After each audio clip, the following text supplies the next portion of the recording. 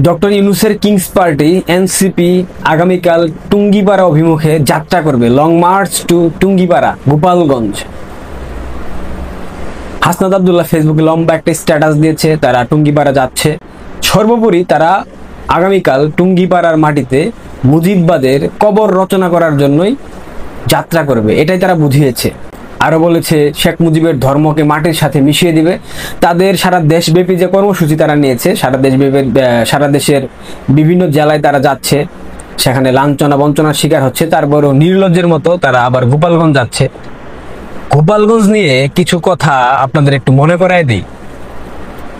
গোপালগঞ্জে কিংস পার্টির সর্দাররা, অর্থাৎ বিগত সময় বাংলাদেশের রাজনীতিতে যে দুইটা কিংস পার্টির আবির্ভাব ঘটেছিল, জাতীয় পার্টির চেয়ারম্যান হুসাইন মোহাম্মদ এরশাদ, তিনি জাতীয় পার্টির প্রতিষ্ঠাতা ছিলেন, তিনিও কিন্তু টুঙ্গিপাড়াতে গিয়েছিলেন। কিন্তু তার টুঙ্গিপাড়া যাওয়ার সেই দিনটা কিন্তু ভালো ছিল না।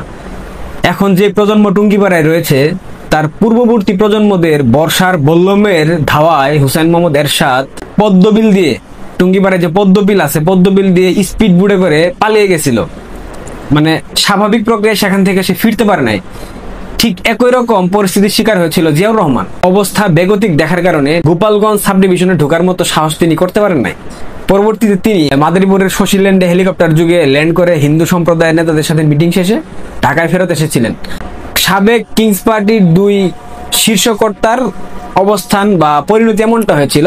এবং 5ই আগস্ট সরকার পতনের পর টুঙ্গিপাড়ায় কিন্তু প্রথম ডক্টর ইউনূস সরকারের বিরুদ্ধে প্রতিরোধ সৃষ্টি করেছিল। আপনাদের নিশ্চয় মনে আছে, আর্মির গাড়ির সামনে তারা বুক পেতে উজাড় করে দাঁড়িয়েছিল, তারা টুঙ্গিপাড়ায় কিন্তু কাউকে ঢুকতে দেয় নাই। সেনাবাহিনীও কিন্তু প্রথম দিকে টুঙ্গিপাড়ায় তেমন একটা বন্দোবস্ত করতে পারে না এবং সেনাবাহিনীর গাড়িও জ্বালিয়ে দেওয়া হয়েছিল।